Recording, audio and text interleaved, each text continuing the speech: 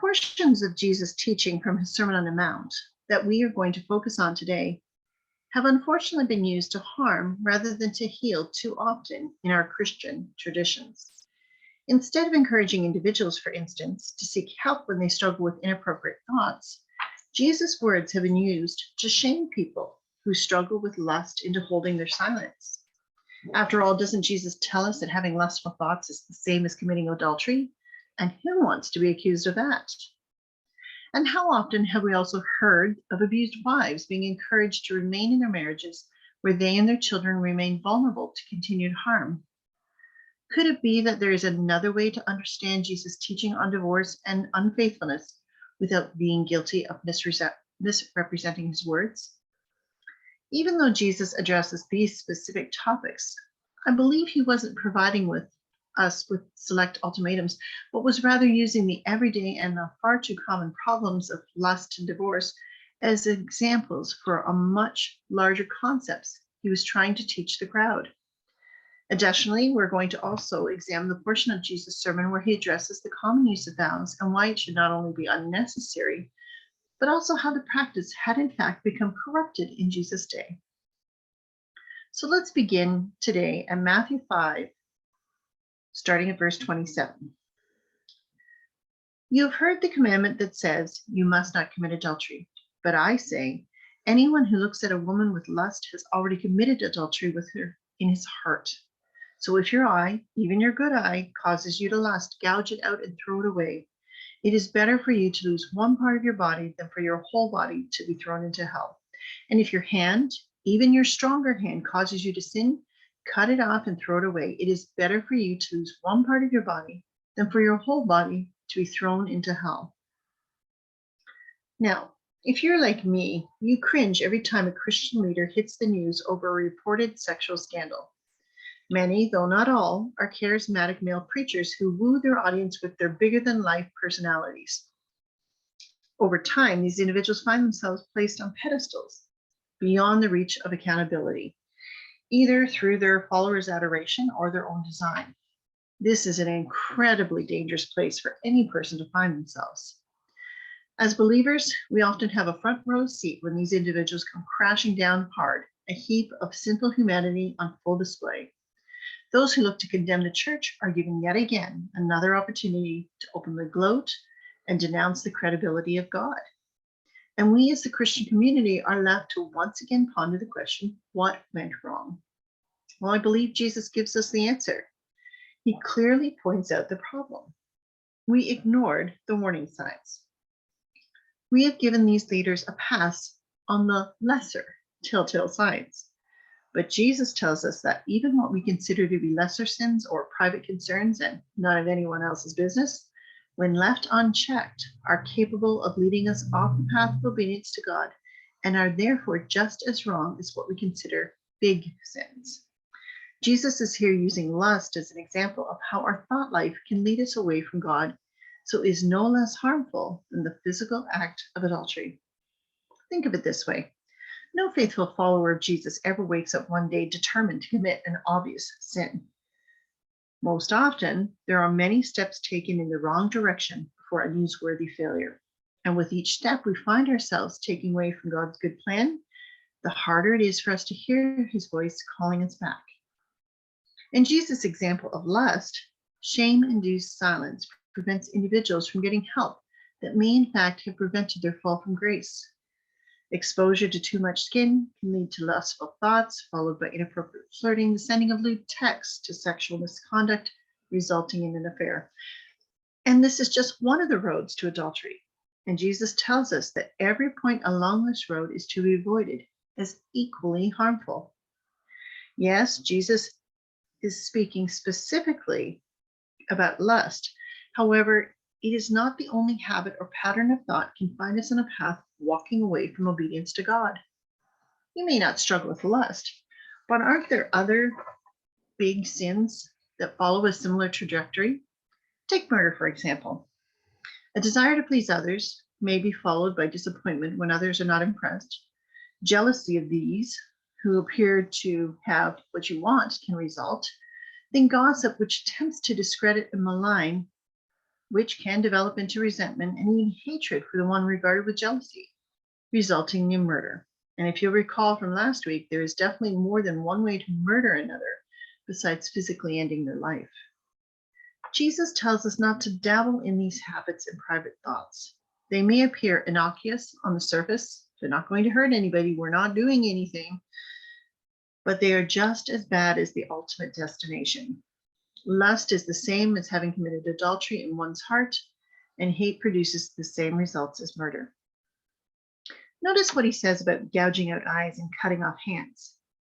If the use of these things causes us to lust or to sin in any way, we should rid ourselves of them because ultimately they will lead us away from God and we will wind up eternally separated from him.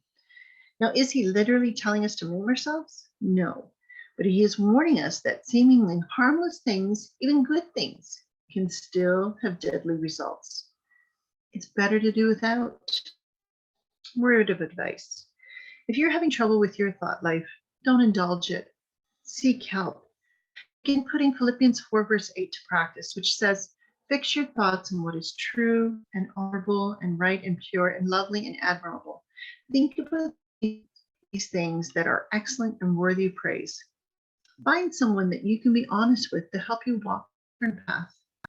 And we should always be prepared to be that someone for another. Now on to the topic of divorce, beginning at verse 31. You've heard that the law says a man can divorce his wife by merely giving her a written notice of divorce. But I say that a man who divorces his wife, unless she's been unfaithful, causes her to commit adultery. And anyone who marries a divorced woman also commits adultery. Now, Jesus is specifically challenging the men of his day on their view of marriage and the idea that an unwanted marriage or unwanted wife could be easily dispensed of. The Jewish people knew that adultery was wrong, but I suspect that some thought they'd found a loophole.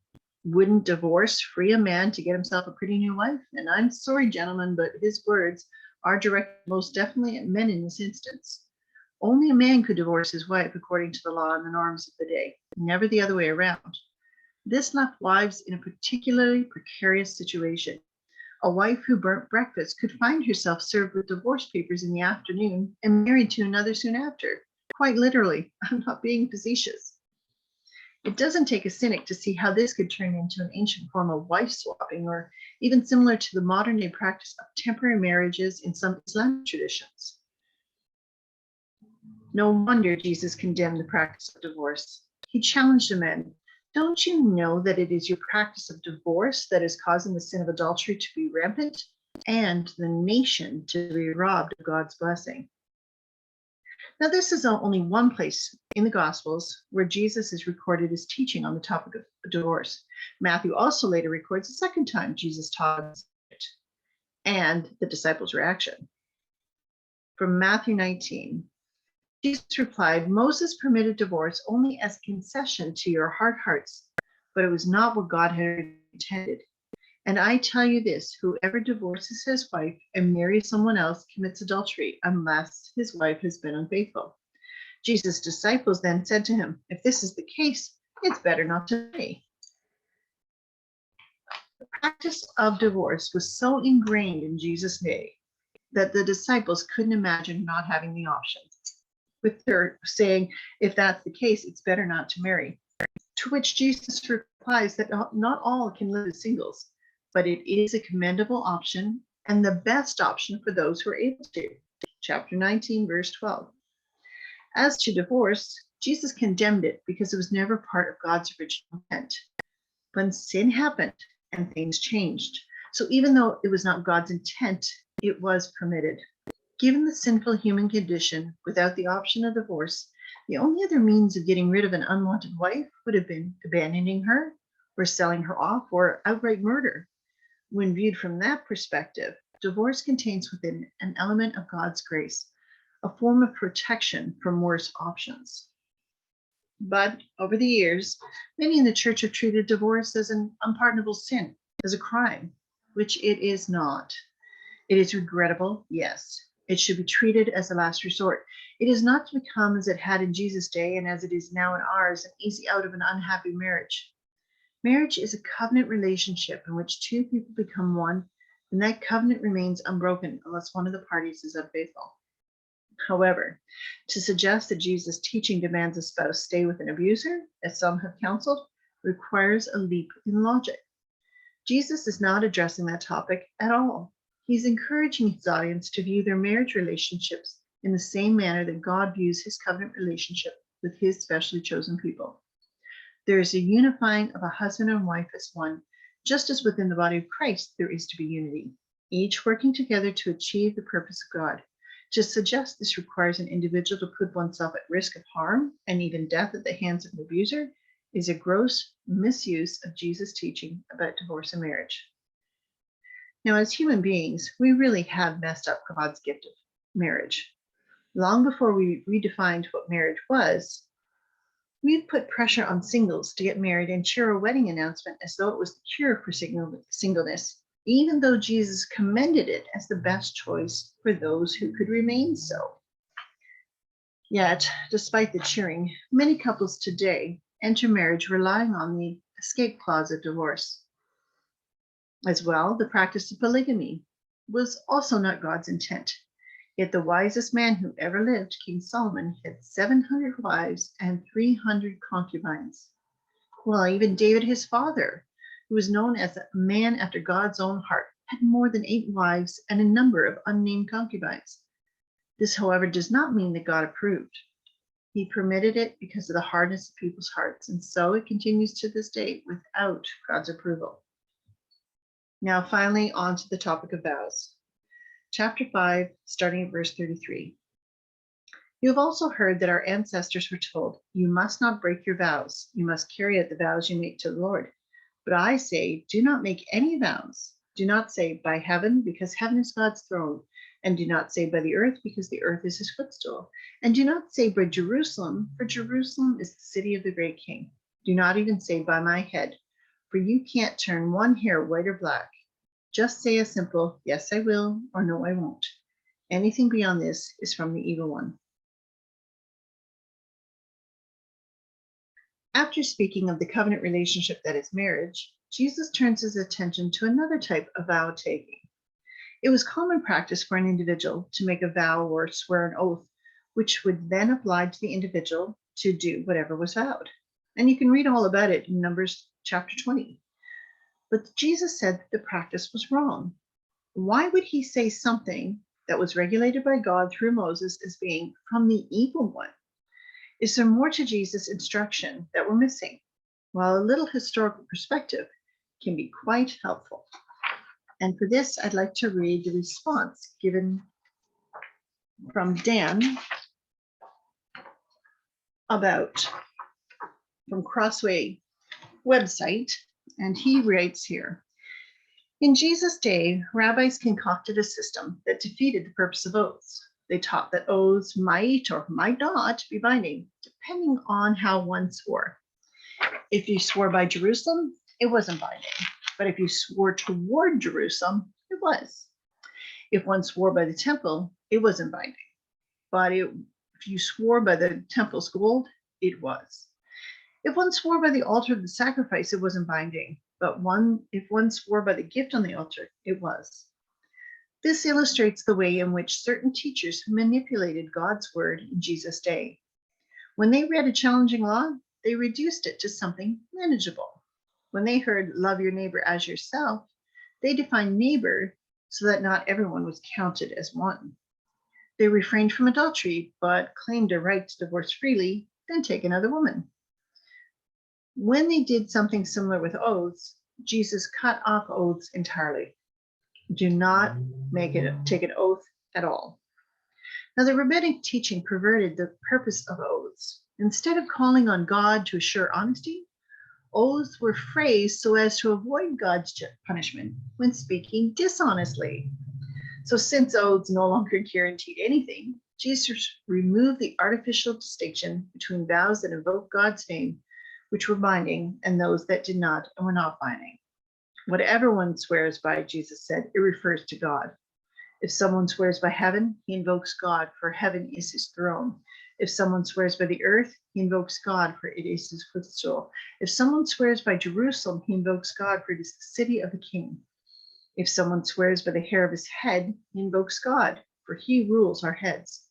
All oaths call God to witness, for he created and sustains all things, even our hair. So the Pharisees had been teaching a similar logic to that of swearing an oath while crossing your fingers so as to invalidate the need to follow through on a promise made. Jesus called this out as evil.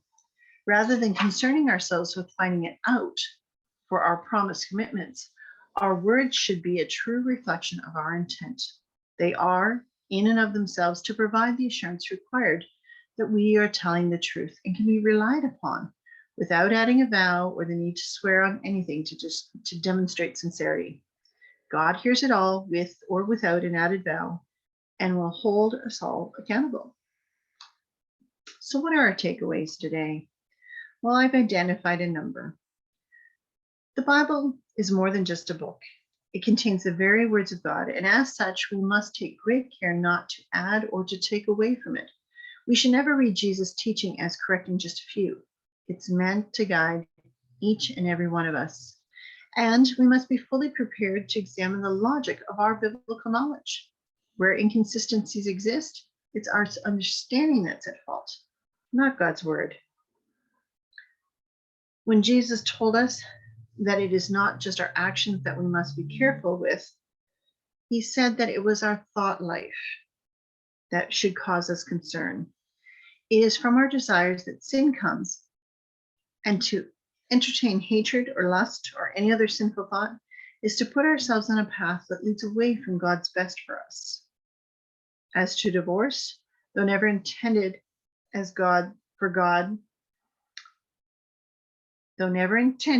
by God for human relationships, it is not an unpardonable sin. It should never be treated as an easy out from marriage, if there is such a thing, but it is acceptable by God if a spouse is unfaithful. Yet it may also serve as a means of God's permissive grace for those who find themselves married to an abuser. And finally, swearing on something is not wrong in and of itself, but to do so to provide yourself with a caveat that allows you to disregard your oath is, in Jesus' words, of the evil one. It is best to simply speak honestly. Let your yes be yes and your no be no. One final thought. If you've messed up, your story isn't over, because we've all messed up and Jesus is still calling us. There's no sin that Jesus' sacrifice isn't sufficient to provide forgiveness for. The important thing is to return to God's path by confessing where we've gotten off course and by being honest with God and each other.